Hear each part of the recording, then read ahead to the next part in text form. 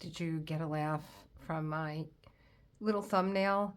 I hope you did. If you are a subscriber of mine, you kind of are like, she's back. And what's going on? This is not unusual to have a water bottle with a banana on the top when Elisa Maria drops a video. And if you're new, and I hope that you are, and I hope that you were curious enough to say, why is there a banana on top of a water bottle? What is going on here on this channel? Welcome. I am Elisa Maria, and I am the curator of this channel. And this video today is about Self-Care Sunday. Whether you're new or not, I have been very sick for the past 3 weeks. I don't even know what the date is today. And I did my writing this morning, and I know that I wrote it. I think it's the 20th. I think the last video that I did was actually New Year's Day. And then that was pretty much it for me. The last video that I did for Self-Care Sunday, I was talking about that I did not feel well. I had this just like malaise kind of feeling, and that I chalked it up to it being a mental stress, because as a curator and creator of this channel, I'm always, and I think like most curators, we're always tweaking what it is that we want to bring to the audience that we have. And, what do you guys want to hear? I know a lot of you just put me on as background noise, and I love that. I love that you just, have me playing in the background, because I do that with a lot of channels that I listen to.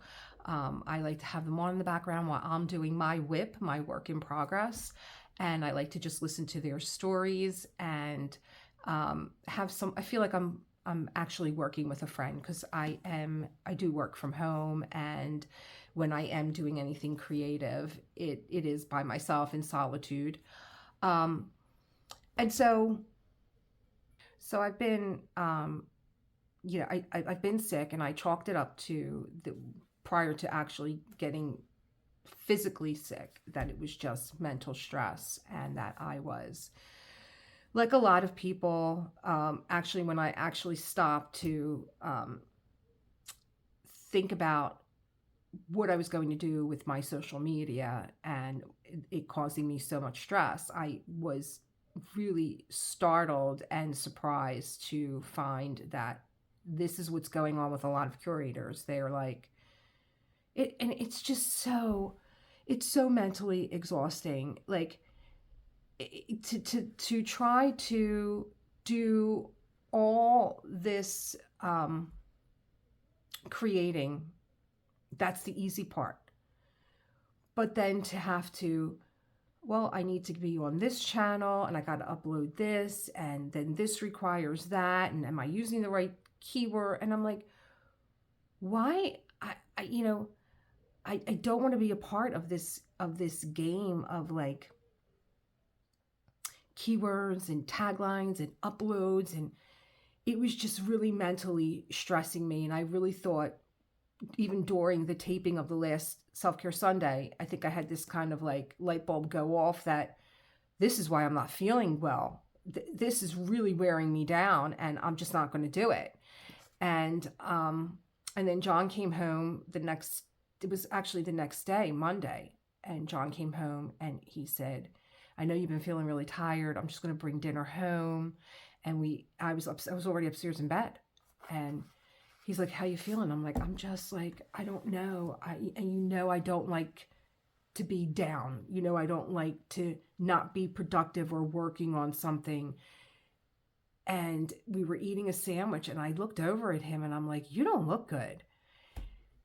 And I put my hand on his forehead, and he was home for the next 2 days. He was burning with fever. I stayed away from him. I moved into another room. I was like, no way. I have not been sick for 4 years. I went through this whole pandemic. I did not get this virus. I don't even like to say the word. No way am I getting sick. I followed him around with a alcohol bottle everywhere he went. Shh, wait. And then I was like pushing him with like a broomstick back into the bedroom. Like he was, all I saw was this big germ walking around. And I was like, oh, please go back into the bedroom. And I really thought that I had um, did a really good job, but he went back to work. He was home Monday. He went to work Monday. He was home Tuesday and Wednesday. He went to work Thursday. Thursday, I was down for the count. There was just no way. It hit me so fast and so hard, but really was it fast because I was really experiencing these symptoms of like just being so tired, um, and not being able to think clearly, focus. I still feel it a little bit. I actually did a video yesterday. I was walking you through my what goes on in the morning, and how I get up in the morning and I sit with my book. I always have my desk done. This is the other thing that came along with the water bottle. I always do my desk the night before so that I'm ready to come down, sit, write, read. And here's the water bottle with the banana. It's like been the only thing that I've been able to hold into my system is like water and a banana. And I was walking you through what I do in the morning, and I had made myself an English muffin. Now my husband was very lovingly, I can almost cry here, but I won't, because I haven't had makeup on in 3 weeks. I have 4 kinds of concealer on. I know that I did a video when I was sick to tell y'all that I wasn't going to be, doing any kind of content, but I looked really, really bad. I was like, listen, this is just, there's looking like a horror show. And like, this was a horror show that died and came back to life. It just was, I was really looking bad. And so I'm very thankful that I was able to put makeup on this morning. And so I was walking you through what I do in the morning, and I did my writing, and I was in the kitchen and I was preparing something to eat. My husband has been very lovingly really just making me dry toast and cutting off little pieces of it and sticking it in my mouth. And I know how blessed I am to have someone do that for me, because I'm getting a little emotional because I am so used to doing everything for myself, to have someone to do that for me and really care about me and be like, I want to see you get well and stop. And part of it was like his own fear. Like, this girl doesn't get knocked down, and she's down now. And like, he was admitted to me that he was getting a little scared himself, but I was walking you through, I'm going to try and eat this English muffin, and I put it in my mouth, and like, I felt like I was eating gravel. And I said, okay, I'm going to take something and put it on there, like some kind of like, I love like lemon jam. I had that. Then I thought like maybe the acidity would have been too much, so I just got some grape jelly and a little bit of cream cheese. I can't even look at butter, and I put just like the tiniest, like I'm talking about 1/4 of a teaspoon on the bread, and it had dawned on me that I could not taste anything. And so it's like, again, I'm getting beaten down again.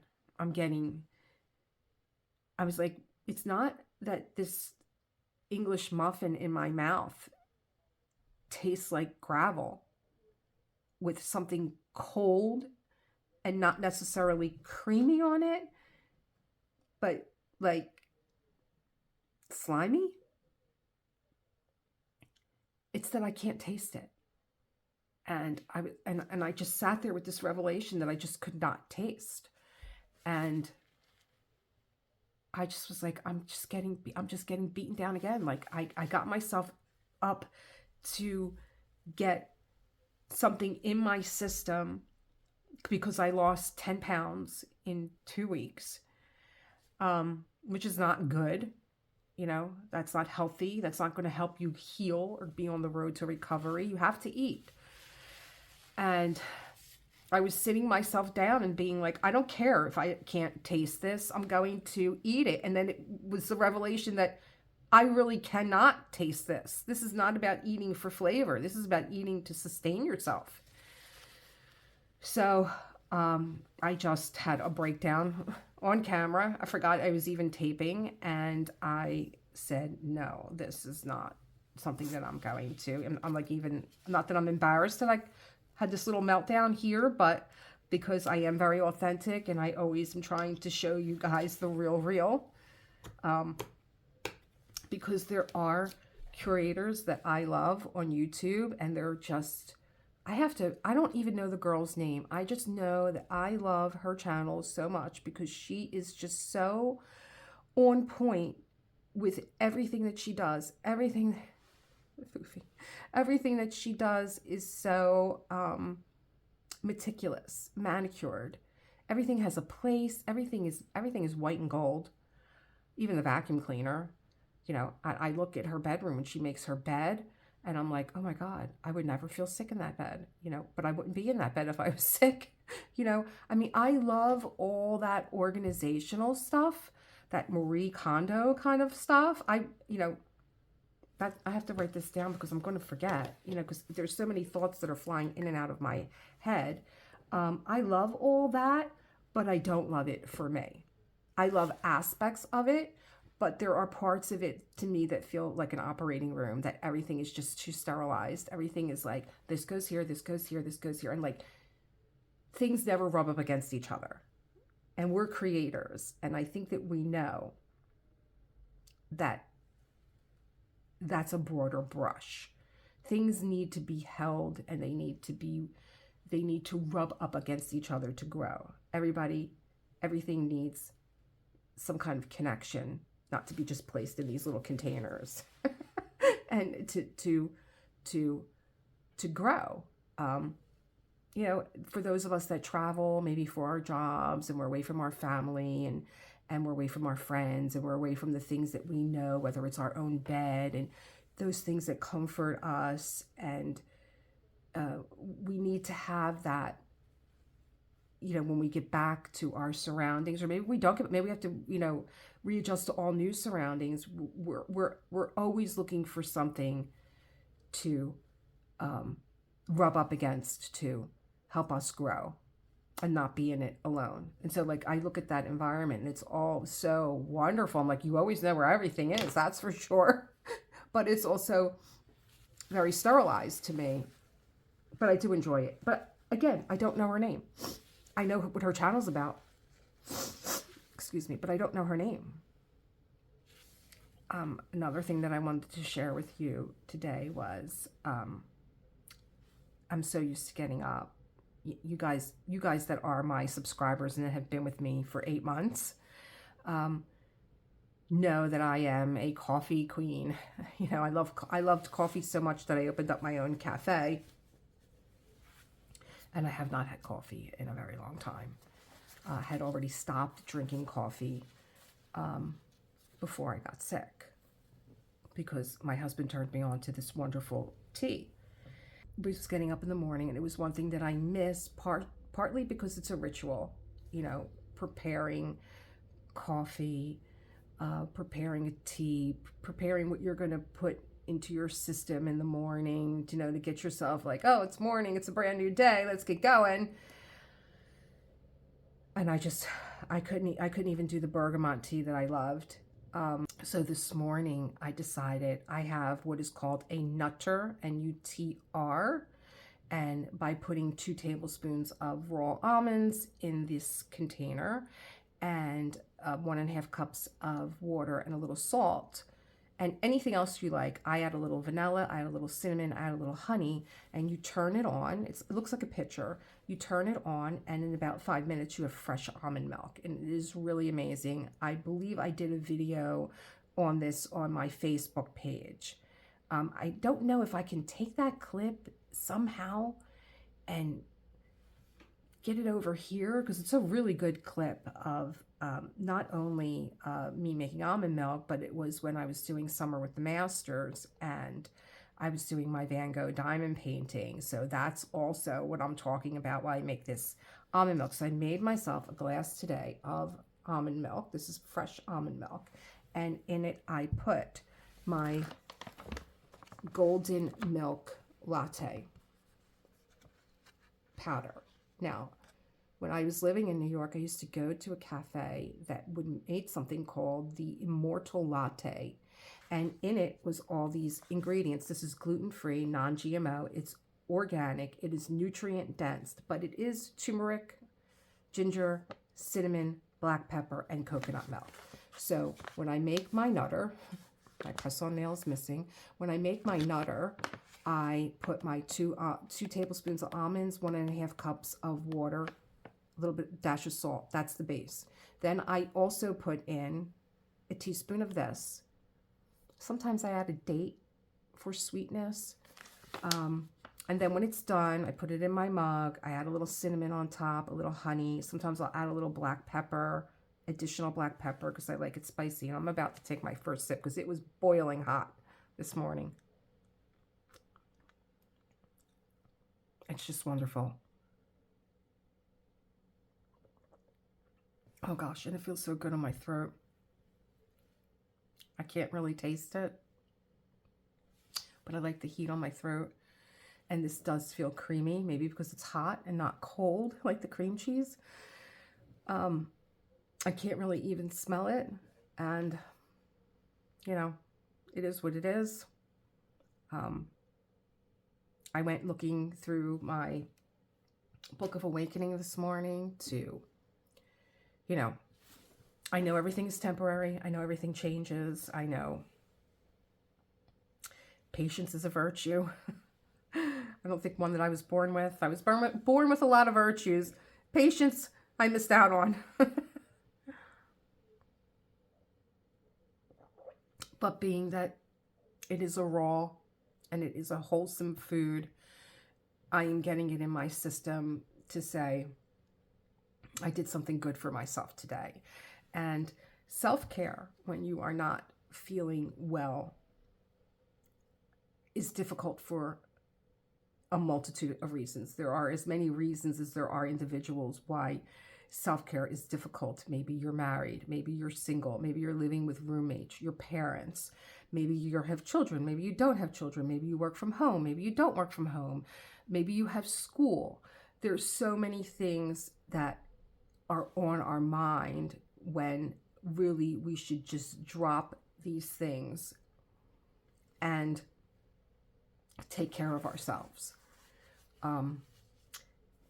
And I am very fortunate, even though I have a hard time letting people help me, that I have someone that genuinely loves and cares for me, that is allowing me to rest, that is out in this frozen tundra that we're in right now. He was working through this horrible weather, even though he didn't feel well, and is letting me rest, and is calling me and checking up on me and asking me if I need anything and what can he bring home, or, you know, all that is so important when, for me, you know, being that I work from home, I also put upon myself that my husband is out there and he's working, and when he comes home, I want him to come home, and I want him to find a home that is welcoming and organized and clean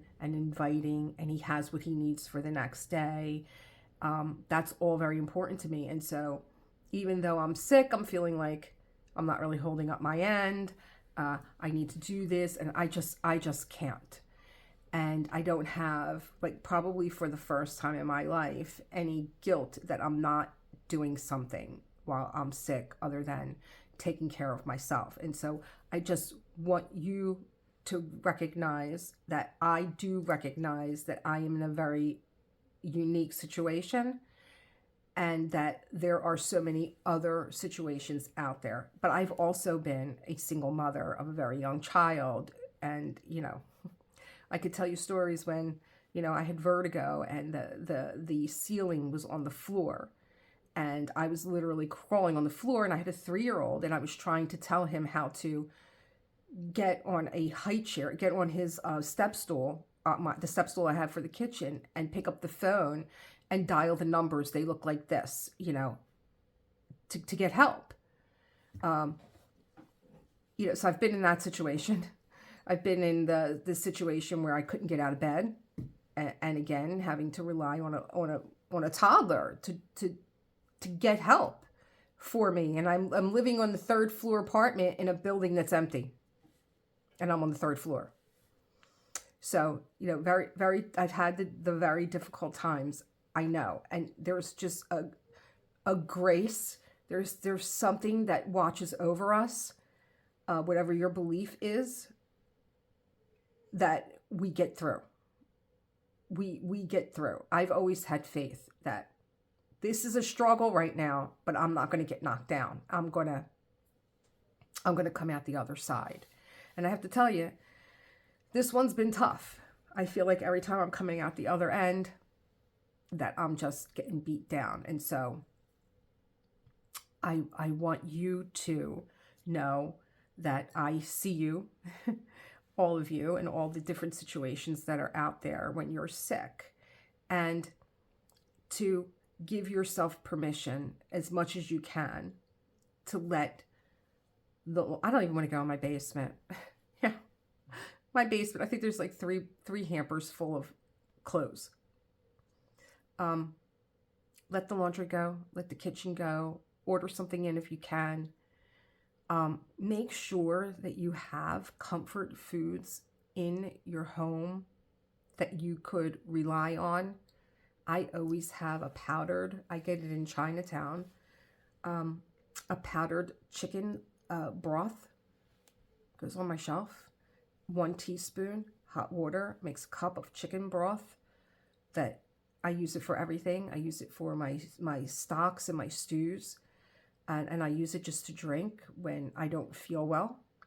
You can have that. You can add a little pastina to it if you like. You can maybe just drop an egg in some hot broth. Have something that you can nourish yourself with when you're not feeling well. The other thing, and this was a struggle for me because you don't feel well. You're going through shivers and sweating, and who wants to get into a shower? You're already shivering and shaking, but I know, I just tell myself, you're going to feel so much better.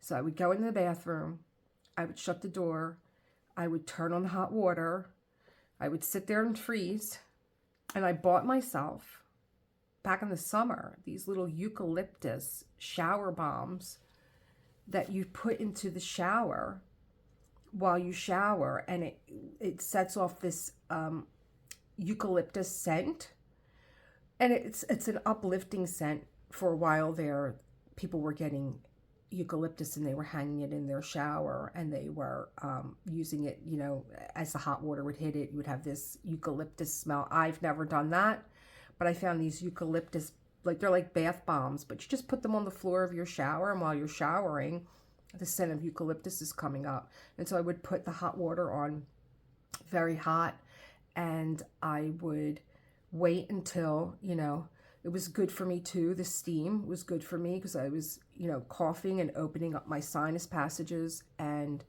I would get in the shower.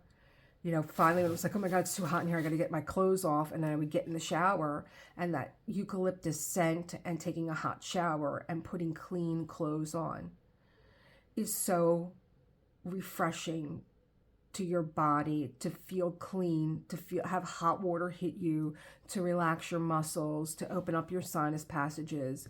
It just was something that I had to force myself to do every morning, even though I knew you're going to feel so much better once you take a shower. So have foods in that you can rely on that are not going to go bad quickly, like a chicken stock or a collagen. Keep it in your cupboard, that you could just say, like, I'm going to have that. It's very warming and very soothing. The other thing, and I learned this a long time ago, go to your local dollar store. and stock up on packages of toothbrushes. Like, they're not the best, but we don't need them for that reason. Sometimes they sell 10 to a pack for like $1.25 now. And you're going to use that toothbrush and you're going to throw it away. You're sick. Don't keep putting the same toothbrush in your mouth. Or at the very least, stick it in Listerine and then throw that Listerine away the next time you go to use your toothbrush, and do it again. And again, Listerine for your mouth is also very good to kill anything that is going on inside your mouth and make your mouth just, feel better. I mean, not feel like, there's so much going on in our mouths. We know this now with dental health, how much it affects our heart.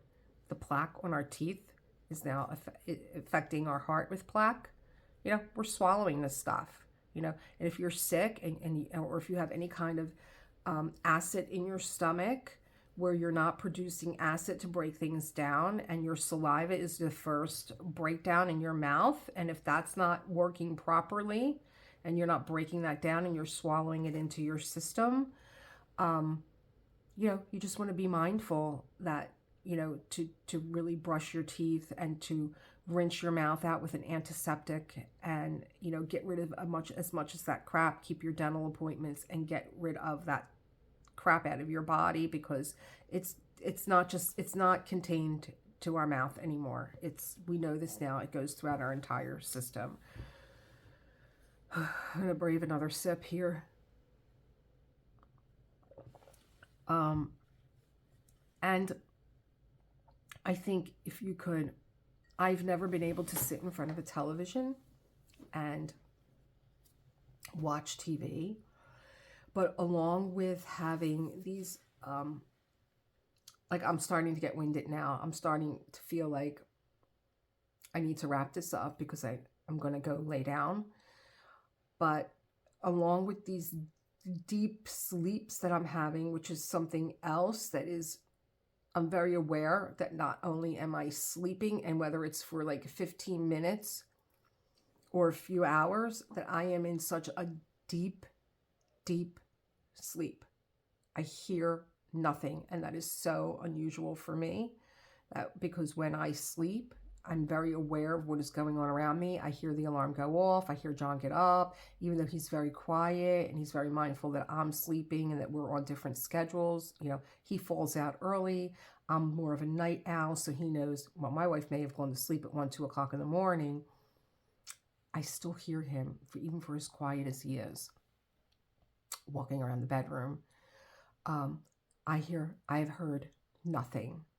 And when I woke up to this banana on top of the water bottle, and this is just his way of saying, I know that this is what you need today. Make sure you drink all this water. I was talking about like the deep sleep that I'm in. I hear nothing.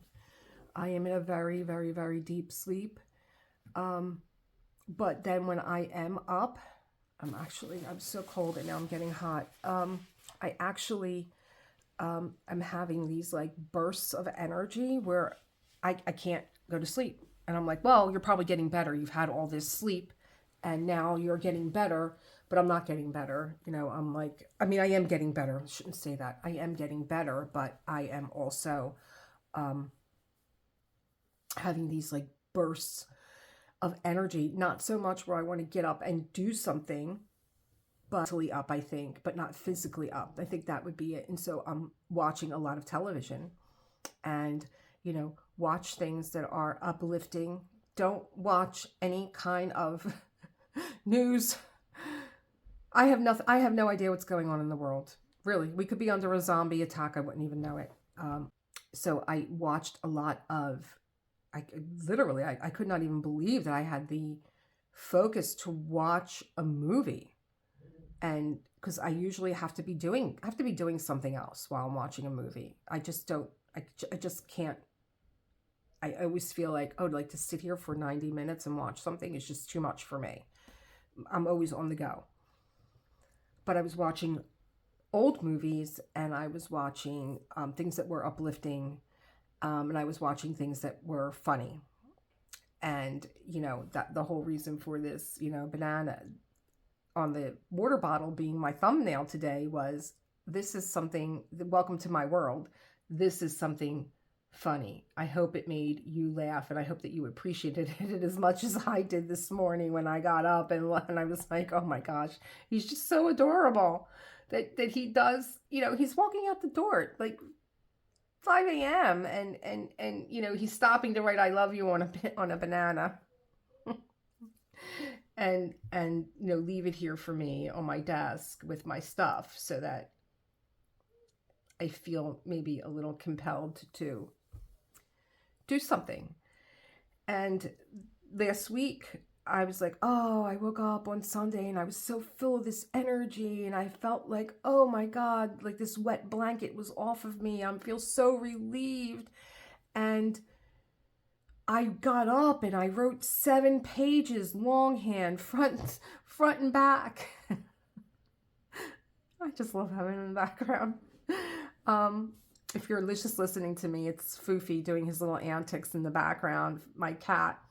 And I was just writing, and the creativity was flowing and the ideas were coming. And I was like, oh, why did I tell my followers that I'm not going to be here for Self-Care Sunday? Because I just feel like turning on the video, and I feel like getting in front of the camera, and I don't care if I look like,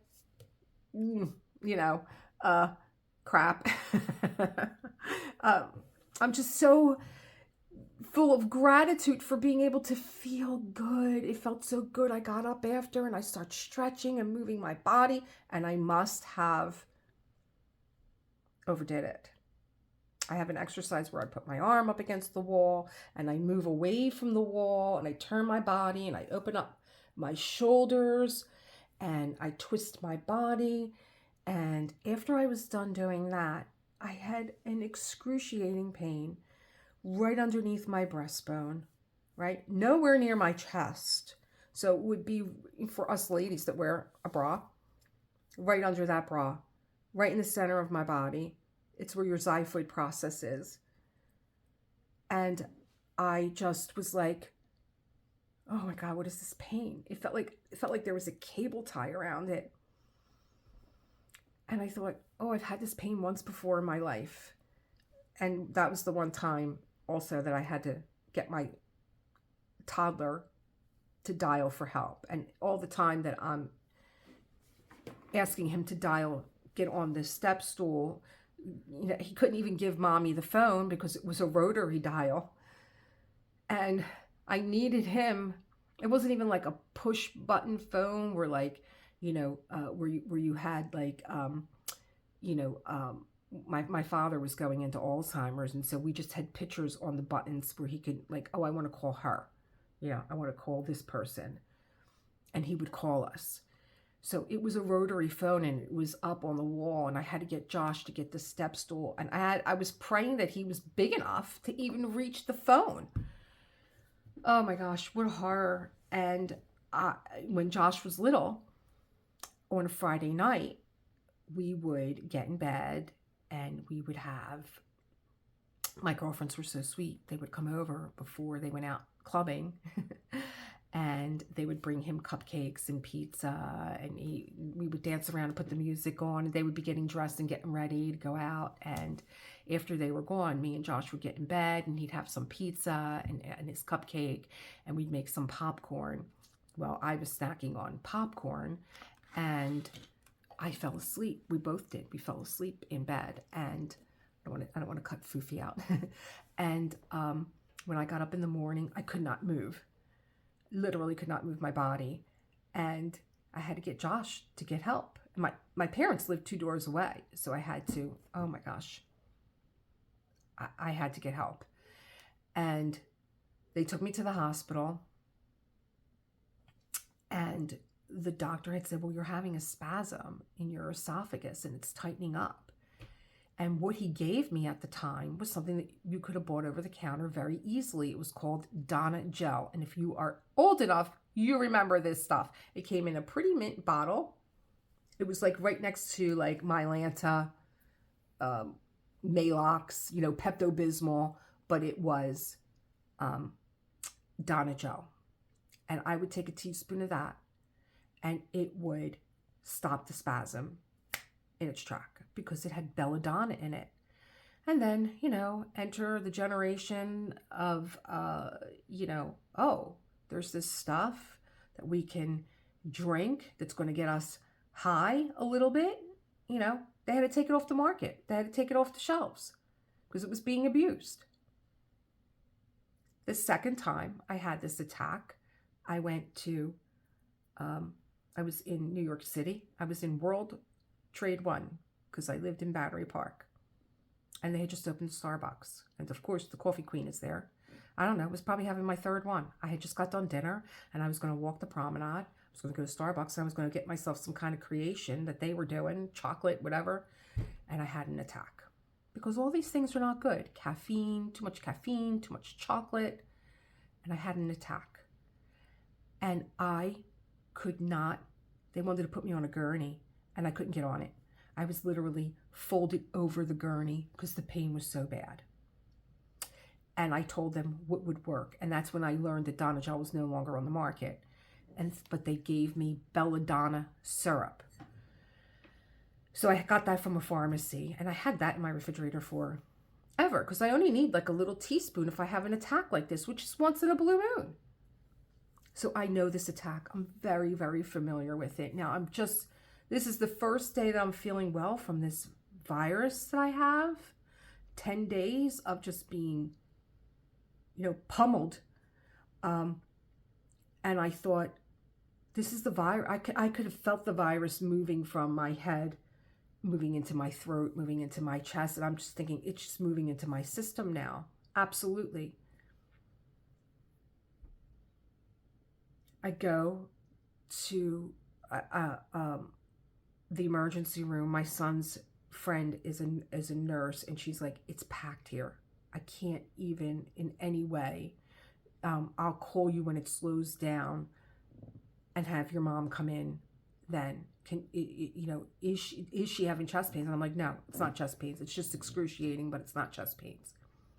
But John is like, we're going to an urgent care. So we go and they do an EKG and my blood pressure's a little elevated and I still have a fever and, I'm upset and they're like, you need to go to the emergency room. We have to test you to see if there's not any cardiac enzymes in your bloodstream. And I'm like, I know what this is, but they're not listening to me. I'm not even, I knew kind of like being in an urgent care that I was not that they weren't going to be able to do what a hospital would do.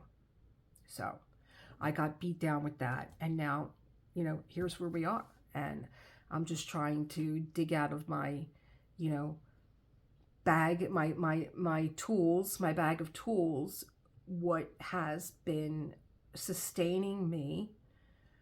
Give you, I don't want to come off as like, oh, wow, like everybody gets sick, what's so different that, you had to get on YouTube and tell everybody about what it is that you're going through. Sometimes people need to just feel like, oh my God, I'm going through this too. I'm not alone. Like I've had this pain or, I recognize this. Certainly I have always made myself available to the people that follow me on YouTube.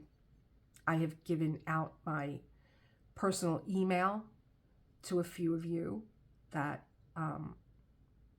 you can contact me and we've had private discussions. And I love that because we all need someone to talk to. And sometimes we need someone that knows us very well. And sometimes we just need to talk to someone that we know, but we don't really know. Because I know you, but I don't really know you. I don't know your whole story, but I am available to speak to, absolutely. Help you in any way that I can, even if it's just having someone that listens to you or sees you or validates the pain that you might be in, whether it's physically or emotionally, mentally. We've all been there. And I think the worst thing is thinking that you're alone. Solitude is good. I love my solitude. I do. But it's also nice to know that you're seen and that you're um, recognized and that you're validated in some way. And so that's why I think that I am so open with everything that goes on with me. And, and even as far as like other social media, a lot of my curator friends have Patreons. I'm like, tell me how that works. And I have gone through this in a few other videos where I was just like, I don't really like that. I don't really like that they're so intrusive. Basically, what are they doing? What are they doing for me? What are they doing for the people that I'm bringing over? No, absolutely nothing. And that was the mental stress that I was going through before I got sick. Was I don't want to reach people for numbers, but I want to reach the people that want to reach me. That's what it is. I want to reach those that want to find me. And I know, even as a yoga teacher, I mean, I came out of an excellent, excellent yoga training. Excellent. We have, if you're in Philadelphia and you go to a class, when your teacher is a wake up yoga trained teacher, And there was never this sense of, there's so many yoga teachers coming out of this school and they're all excellent. How do I compete? There was never any sense of competition, but there was always a sense of, at least not for me, but there was always a sense of, your students will find you. When you speak to them, how you teach, how you move through your class, how you speak, they will find you. And that was a lot easier being in a very small community than being out here, wanting to reach the people that want to find me. I think that's, I just adore meeting people that hold the same values that I do, which is, being authentic, sharing your knowledge. There are people that they know that they can help someone that's struggling, and they just won't. They'll just be like, well, figure it out for yourself. I mean, I don't even know what to call that. I don't know, because the more that you share what you know, the more you blossom into knowing greater people and greater things, people that are on the same wavelength as you. And it's always been very interesting to me, the few workshops that I have taught, how people come together. I could hold, whether it was teaching art, whether it was teaching yoga, there is always something at work guiding us if you pay attention. You will have people that will come into a room and they will sit next to a person that is sharing the same journey that they are on. All the time. All the time. And as a yoga teacher, in the flesh, not on Zoom or not any other way, but in the flesh, and having my students that trusted me with things that were going on in their life, I would just walk into a room and I would look through the room and I would look at everybody for a number of reasons. How are they presenting themselves today? Are they laying down? Are they sitting down? Or do they look exhausted? Are they chatty today? Very energetic? Are they lethargic? But then I would scan the room and be like, oh, it's so interesting that so-and-so sat next to this one. They don't know each other. This one sat next to that one. They don't know each other. But they really should get to know each other, because they're both going through the same exact thing. And sometimes there's even clusters of people that are going through the same exact thing.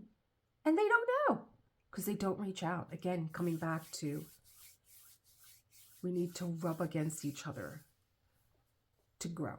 You need to bump into something. You need to, You see if you look out in nature, you see things that grow in the oddest spots. You know, they wedge their way in because they need to be surrounded by other elements, maybe different than their own. Yeah, they are different, um, but they need that sense of um, feeling like they're a part of something and not just billowing out in the wind, which is a whole other lesson, I think. And so this morning, when I was looking for some comfort that I couldn't find in what I enjoy in my daily ritual, which is like coming down and taking care of Foof, John's been doing that. And, making my tea that I love, which is that double bergamot from Stash. I thought, well, I'm going to make something. I'm going to make my own almond milk this morning, and I'm going to make myself something nutritious, even if it's something that I'm drinking. And I have my banana and I have my water, and I will do that for myself. And I might just go back up to bed and cozy up in bed, but I wanted something more for my soul because I have felt, every time I feel like I'm going a little bit further, I'm getting like knocked down, with the whole realizing that I can't really taste anything. There has been one really good thing before I cry again. I got up this morning and I put a little bit of makeup on. I'm going to get in real close. I must have had some kind of growth spurt with all this, um, with all this sleeping, because I put the same mascara on. I'm like, and I put my mascara on. This is how I put my mascara on. I close my eyes and I get the mascara on and I take it from the bottom lash and I go like this, just to have a little mascara on the bottom. And I'm like, why do my eyelashes feel like spider legs? And I opened my eyes. I was like, what? Did I have some kind of growth spurt? And even my eyebrows are like really thick. I haven't been putting anything on my face either. Like, I've been getting up and I wash my face with CeraVe, and I rinse my face off in the morning with like one of those makeup towels. That's it. I put my hair up, I turn the shower on, I get it nice and hot in there, and I get into a shower and I put clean clothes on. And that's like my day, other than trying to eat something. And so, as I do many times when I'm looking for comfort, and I read something from Mark Nepo, which is like a daily book of reflections. Every day there's a different reflection that Mark talks about. It's about a few paragraphs long. Well, this morning I just was even too tired to look up at the date. And I just held the book in my hands and I said, Mark, you always know. And I just opened up. I'm almost afraid to hold this book anymore because I have so many bookmarks in it. I'm afraid of things that are flying out. And it always reminds me of like George Costanza's wallet, when he puts like one more thing in the wallet and it just explodes. I have so many, of course, I have so many things in here bookmarking it, but I have been reading this book, oh gosh, I don't even know. Probably when I start teaching yoga, 2014, is it 10 years? And there are still passages that I have not read because there are days that I miss and I don't go back and reread them. I open them up. And talking about rereading, I think another form of self-care, if you are, when you're ill, and I did continue my writing, even if it was a sentence, because I could not hold a pen. I wasn't, strong enough to even get my thoughts together, but I still wanted to see that I had a mark in my book that I tried that day. But when and if you can, write. But, much like I don't go back on a day that I missed and read something that I missed, I don't go back into my journal and reread anything, because what I'm writing is mostly stream of consciousness and I wouldn't understand it anyway. The other thing is, sometimes the things that I'm writing about are emotionally upsetting, or maybe I was angry, or maybe I'm confused, whatever it is that I'm writing about. What I'm trying to say is, when I finally am, when I finally confronted what was going on with me and I wrote it down in my book, why would I want to go back and revisit that? I've let it go. So if you're following me on The Artist's Way and you're using your journal, and your journal is your friend, your journal is your therapist, your journal is your confidant, don't go back and reread anything. You've let it go, you've put it down, move forward.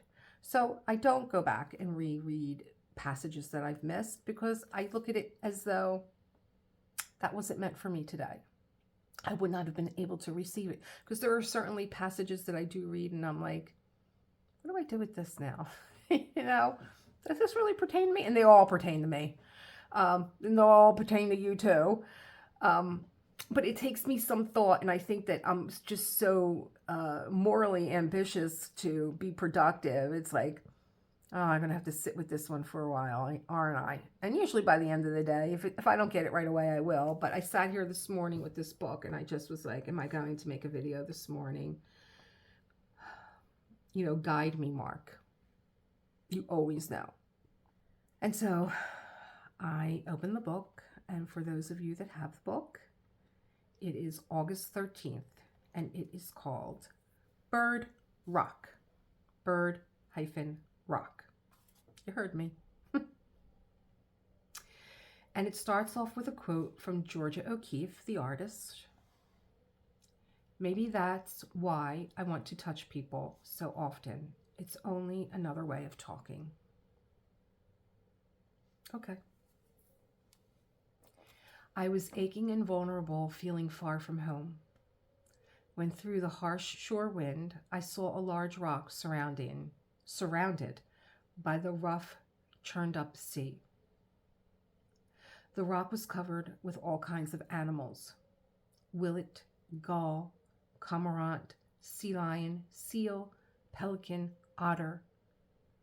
All had found refuge from the hammering of the sea, climbing, winging, hauling themselves on the rock, living together, laying on each other, finding this rock oasis of wind and sun. Too tired once on the rock to fight, each having been wrung out by the pounding of the wet, wet hours. I realize this is how the wounded find their way, how we have found each other, even in this book. Every survivor, regardless of what they survive, knows the hammering of the sea, and the rock we find refuge on is an exposed place where we finally accept each other. Too tired from swimming to think any longer about territories, too tired to talk except through simple touch. The wellness group I attend weekly was such a rock.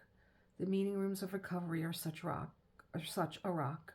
The 1,000 quiet rooms of therapy are such a rock. For those who have suffered, tolerance is not a political position or even a principle.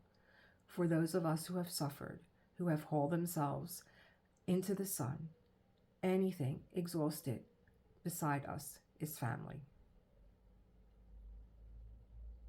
And that's the way I feel when I am here with all of you that have found Elisa Maria Designs in whatever capacity, whether it's Self-Care Sunday or The Artist's Way or through diamond painting or any other craft that has yet to show up here or will show up here or did show up here.